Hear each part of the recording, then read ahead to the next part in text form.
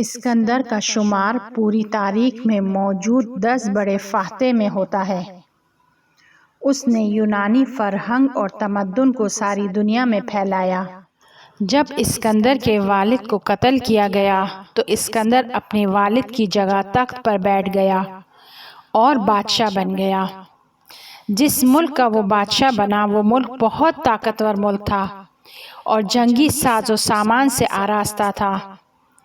اس کی جنگی طاقت اتنی زیادہ تھی کہ وہ کسی بھی ملک سے لڑ سکتا تھا، اور اسے ایسا طاقتور ملک اپنے والد سے ارث میں ملا تھا۔ جب اسے یونان کے لشکر کا سالار بنا دیا گیا تو اس نے جنگی طاقت کو ساز و سامان بخشا، اور اس نے چھوٹے ایشیا کی جس پر ہخامنشیان کا قبضہ تھا حملہ کیا اور ایک جنگ شروع کی۔ چونکہ جنگ میں دونوں طرف کے لشکر طاقتور لشکر تھے، دونوں طرف طاقتور لوگ تھے اور جنگی ساز و سامان سے آراستہ تھے، لہٰذا یہ جنگ 10 سال تک جاری رہی۔ دیکھتے ہی دیکھتے اس نے بہت سارے ممالک پر قبضہ کر لیا، اور دیکھتے ہی دیکھتے اس کی سلطنت ایشیا سے لے کر مصر تک پھیل گئی۔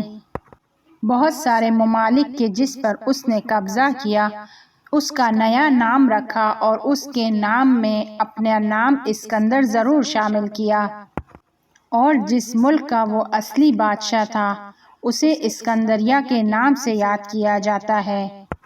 اسکندر کو 36 ملک کا فاتح پکارا جاتا ہے۔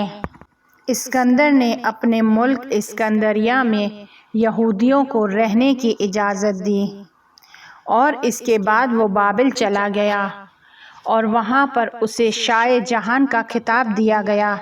لوگ سجدہ کرتے ہوئے اس کا استقبال کرنے کے لیے آئے، اور اس کے بعد اس نے ہندوستان پر لشکر کشی کرنے کے لیے تیاریاں کی، لیکن اس کے لشکر والوں نے اسے منع کیا، جس کی وجہ سے اس نے عقب نشینی کی اور پھر دوبارہ بابل آ گیا۔ یہاں پر اس نے عربستان پر حملہ کرنے کی تیاریاں شروع کی۔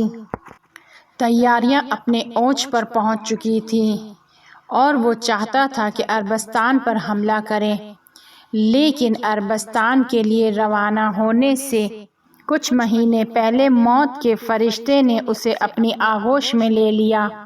جس وقت اسکندر اپنی زندگی کے آخری دنوں کو گزار رہا تھا، اس نے اپنی سپاہ کے فرماندے کو بلایا اور اس کو وصیت کرنا شروع کی، اور اس سے کہا کہ جب میرا انتقال ہو جائے اور میں اس دنیا سے چلا جاؤں تو میرے جنازے کو اسکندریہ لے کر جانا، اور میری ماں سے کہنا کہ میری موت کی مجلس عزا کو اس طرح برقرار کرے۔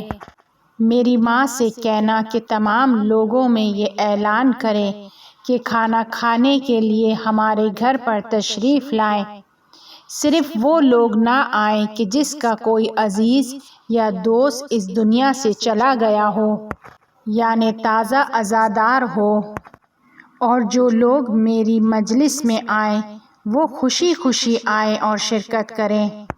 شرکت کرنے والے کے ذہن میں کوئی بھی غمگین کرنے والی یاد نہ ہو، لہٰذا جس کا بھی کوئی عزیز یا قریبی دوست رشتہ دار مر گیا ہو وہ اس دعوت میں نہ آئے۔ اسکندر کا انتقال ہو جاتا ہے اور فرماندہ اس کی وصیت کے مطابق اس کے جنازے کو اسکندریہ لے کر جاتا ہے، اور اس کی وصیت کو اس کی ماں سے بیان کرتا ہے۔ اس کی ماں نے تمام لوگوں کے لیے کھانا پکانے کا حکم دیا۔ ایک طویل سفرہ تیار کیا گیا اور اعلان کیا گیا کہ تمام لوگ آئیں اور خوشی خوشی آئیں، سوائے وہ نہ آئے کہ جو غمزدہ ہو، جس کا کوئی عزیز مر گیا ہو۔ وہ دن بھی آ گیا کہ جس کی لوگوں کو دعوت دی گئی تھی۔ سفرے کو تیار کیا گیا، انواع و اقسام کی غذا اس پر رکھی گئی۔ اسکندر کی ماں نے لوگوں کا انتظار کرنا شروع کیا، لیکن اس نے دیکھا کہ کوئی بھی دعوت کے لیے نہیں آ رہا ہے۔